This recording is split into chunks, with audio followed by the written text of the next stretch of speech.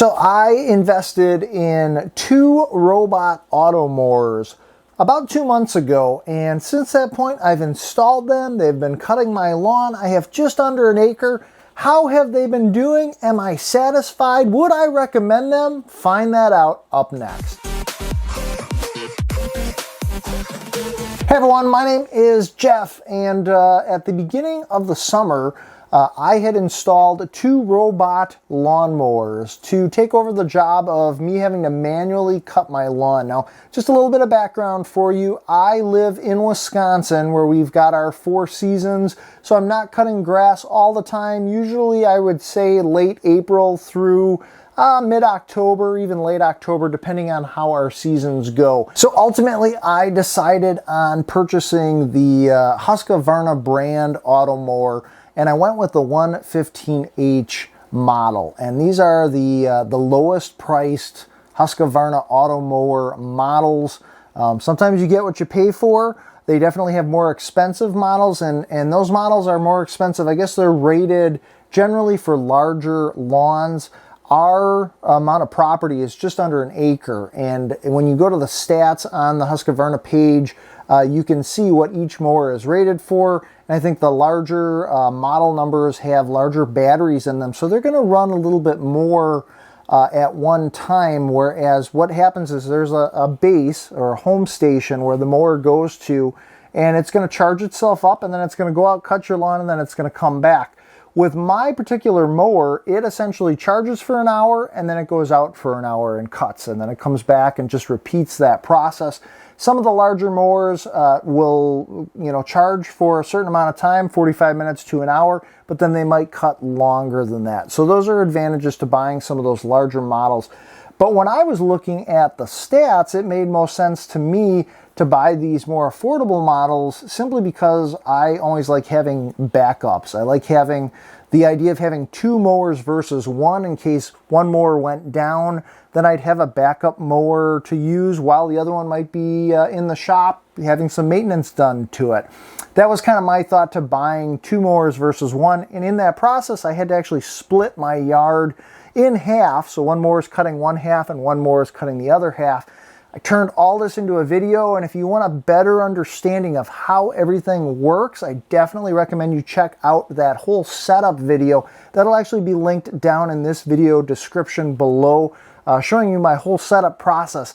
When I set the mowers up, I really just was hoping that it would be a quick and easy setup process, and then from that point, I could just sit back, relax, and let the mowers do their jobs.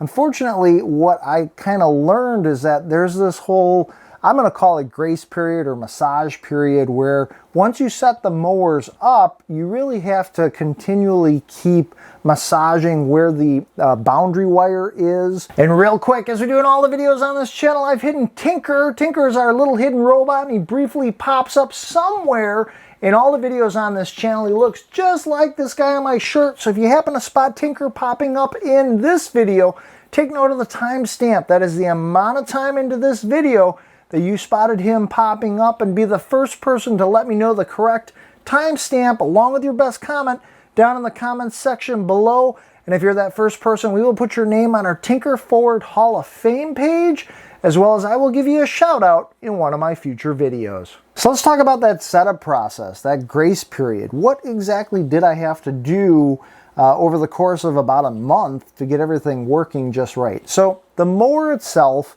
knows to stay in your yard using a boundary cable, and I made the choice to lay this boundary cable myself. I could have hired Husqvarna to come out. You pay them an additional fee. It's several $100s to install the boundary cable. That is what keeps the mower in your yard, so this thing doesn't just wander off somewhere. And in doing that, you can either completely dig a trench and then bury the cable, or the kit that I bought that comes with the mower has ground stakes, and you can stake down the wire wherever your boundary is that you're laying. And a lot of times there were spots where I would lay the boundary wire and stake it down, and then I came back at a later point and actually buried it once I was satisfied. In doing that, it's back-breaking work. I didn't dig a full trench. You just have to go down about an inch or two to make sure that the cable is buried underneath.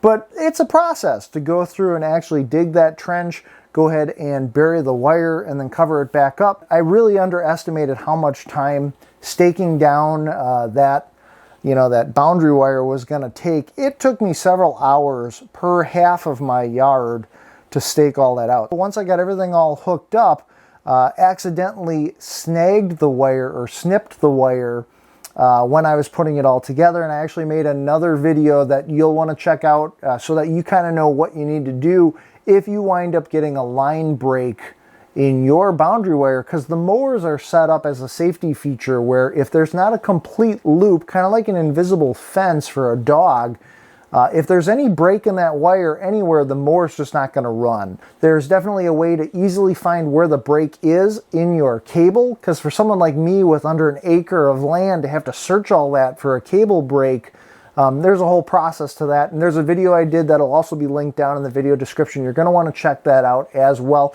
But I encountered that problem more than once, having a cable break that I had to fix, and then I had to keep maneuvering my boundary wire, not so much around the perimeter, but this boundary wire is also a wire that you're going to place going around trees, going around any obstacles. We have a whole swing set in our backyard with a sandbox, and at first I figured that the mower didn't need a boundary wire around the sandbox because the border of the sandbox is raised up about 1.5 inches off of the ground. Well, with the way our yard is structured, what actually happened is the mower went up and over that boundary of the sandbox and was stuck in the sandbox at times when it was running, and it never triggered an error because it just was literally going around in a circle.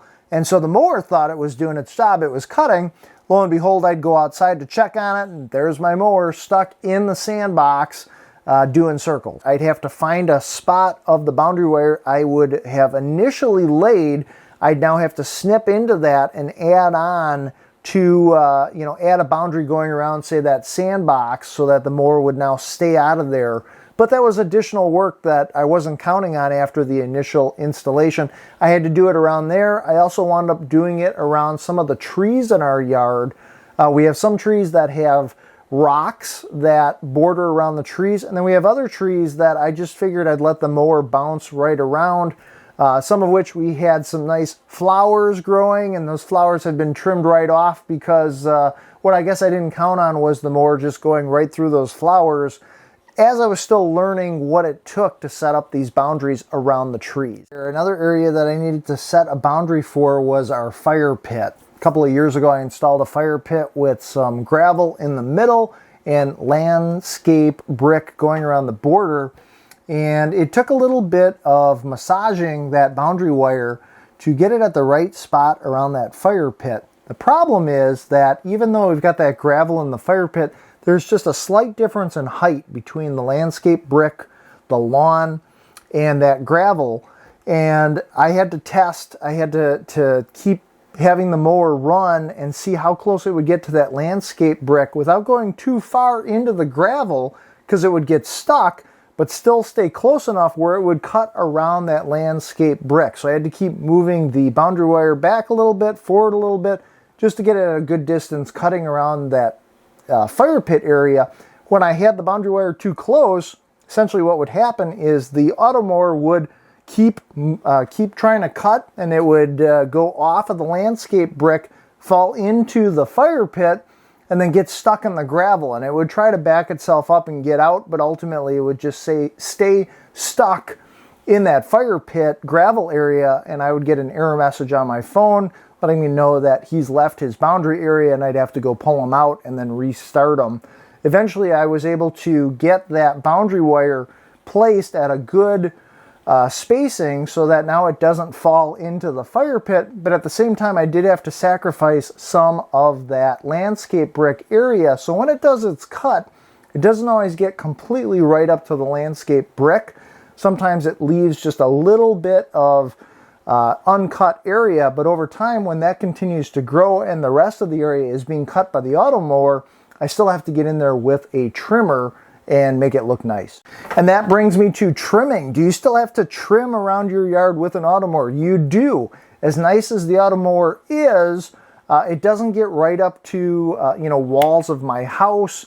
It doesn't get right up to some of the trees and things like that. It'll bounce off of them, but a lot of times I still have to just take the trimmer. It doesn't take me very long because the lawn itself is cut. It's just that the boundary edges of a lot of different things around our swing set, things like that, don't get cut like the rest of the lawn. And if this video is helping you out, take a second right now, smash that like button. I greatly appreciate it. It helps out this video as well as this channel. So with our yard, we've got some dips, we've got little potholes. I would say our yard is not this glamorous, picture perfect lawn that you're gonna see in magazines and things like that. It's a normal average lawn. It's got little spots where there might just be dirt. It's got little dips and unlevel areas. If you are looking to purchase an Automower and your lawn is very similar to ours, where you have uneven surfaces and things like that, be prepared for your Automower to be very temperamental, because both of my mowers, which we named them just so we could keep track of them, one of them is Sparky and one of them is Blaze, and they seem to have their own personalities even though they're the same model. They don't like those little dips. They don't like those little potholes. What happens is there's sensors in the Automower so that if it tilts too much to one side, it actually thinks it's being lifted up and it'll stop. And then it throws an error message saying that it has been lifted, and then you have to go out and you have to fix it.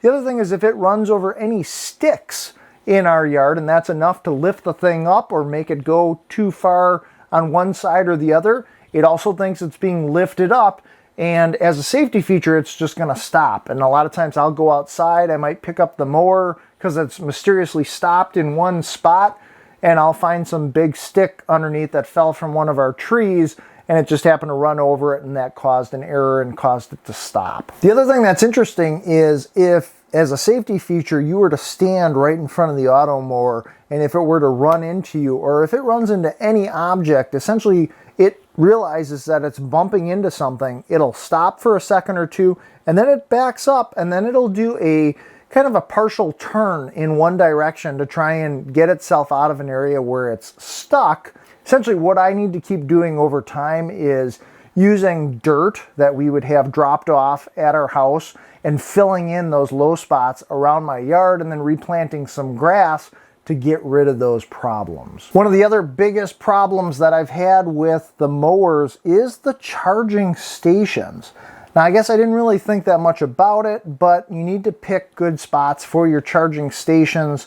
And as I was mentioning, if you don't have a complete loop for your boundary cable, you're going to get an error or a flashing blue light telling you that you don't have a full connection. So you need to pick a good spot for your charging station that has to be on level ground. If it is tilted on some sort of a hill, which in some spots of our house we do have the grading sloping away from our house, those are not good areas for your Automower station, because the Automower feels it's going up a hill trying to park itself. It doesn't like that, and it won't line up with the charging connectors, and then you'll get some sort of an error message saying that it just can't seem to find its way back home. With the second mower that I installed behind our garage, I actually needed to do a bunch of regrading. The soil was very uneven, but I figured putting the charging station behind our garage would be a great spot. We also have a swing set with the sandbox back there, and even though the charging station wasn't directly in front or behind that swing set, I found that with that swing set being in proximity to where that charging station was, it was causing problems. The mower just seemed to keep having problems finding its way back home. It seemed to keep bumping into things. Even after I installed the boundary wire around the sandbox, what I ultimately wound up doing after I spent all this work regrading the soil behind the garage is I moved the charging station to the side of the garage where there were no obstructions.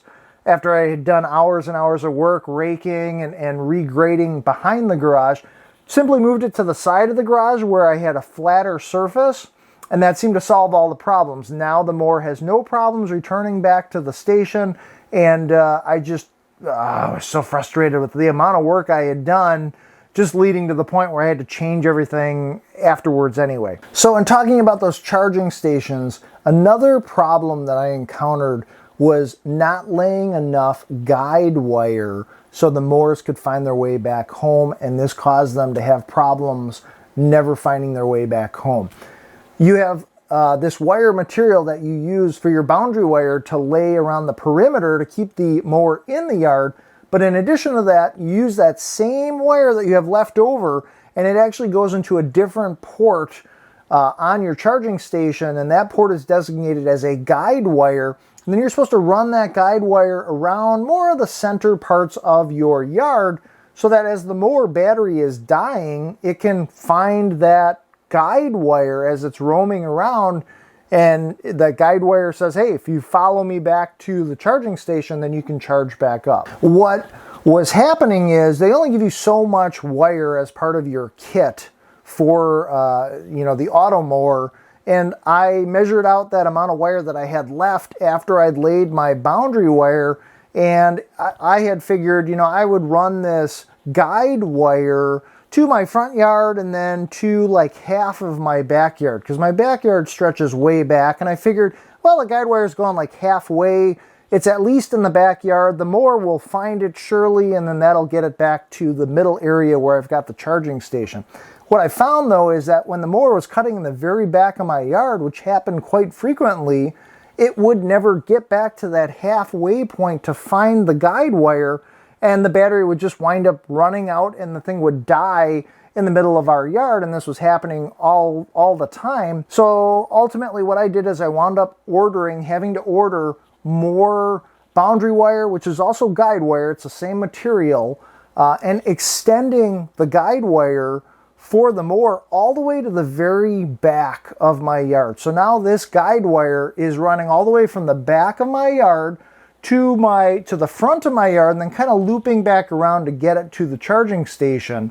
Lots and lots of guide wire being used, but now no matter where the mower is in my yard, because we have a very elongated yard from the front all the way to the back, it now is able to find that guide wire and make its way back to the charging station. It also uses that guide wire when it goes out to go cutting.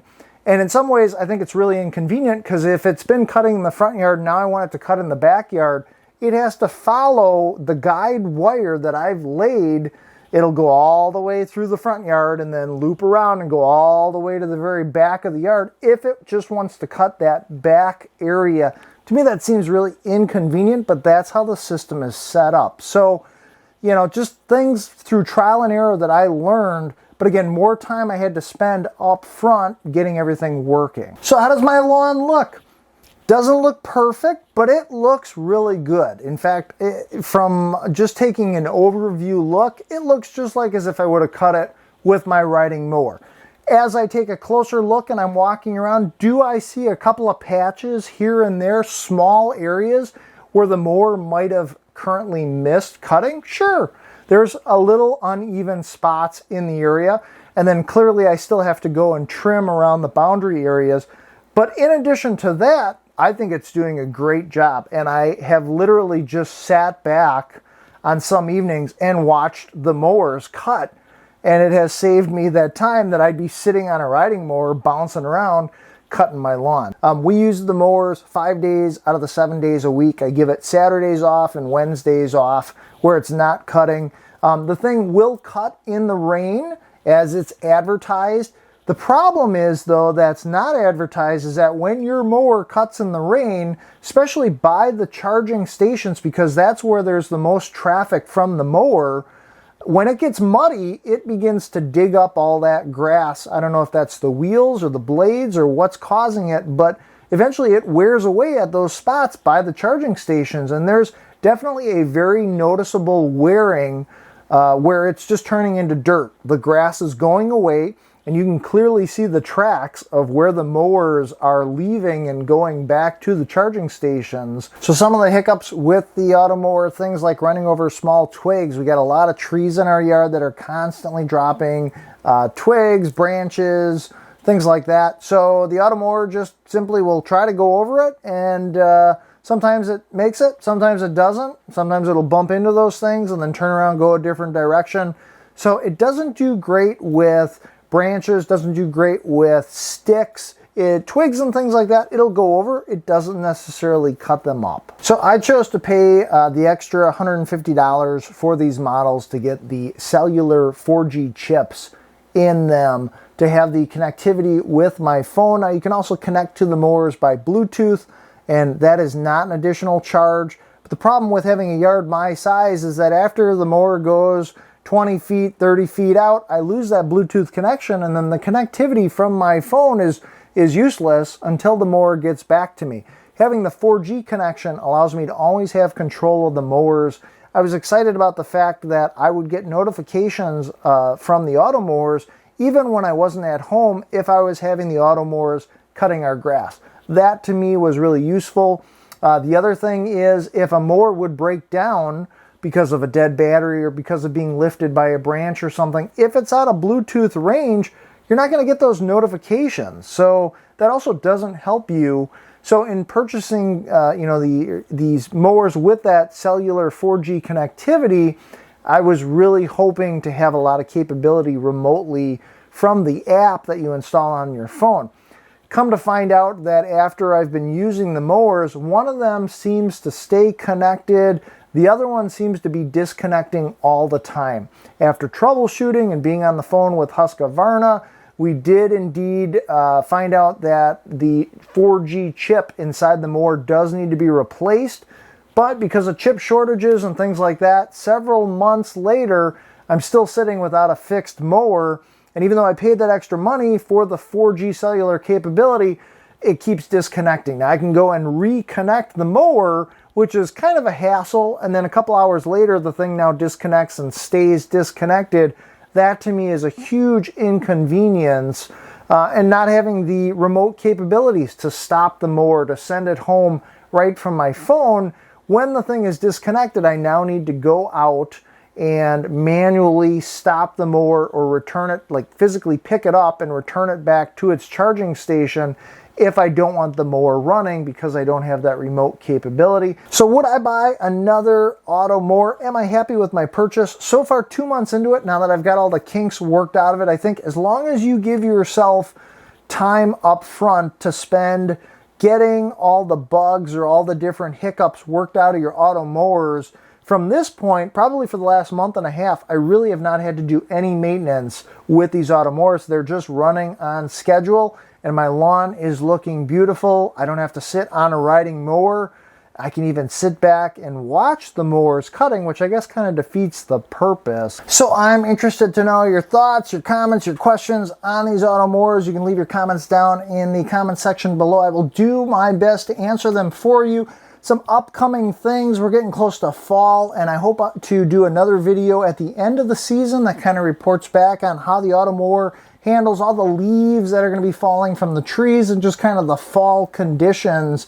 Things are going to get a little colder here, windy, rainy, things like that. So I'll be interested in reporting back to you my end of season report on these Automowers as well.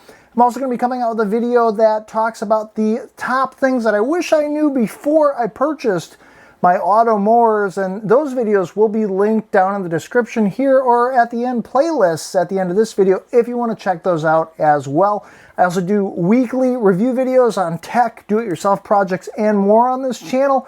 So if you haven't yet subscribed, if you enjoy these videos, take a second right now, smash that subscribe button, smash that like button if this video helped you out as well. My name is Jeff, and as always, I appreciate you watching. Be sure to make every day awesome, and I will see you in the next video.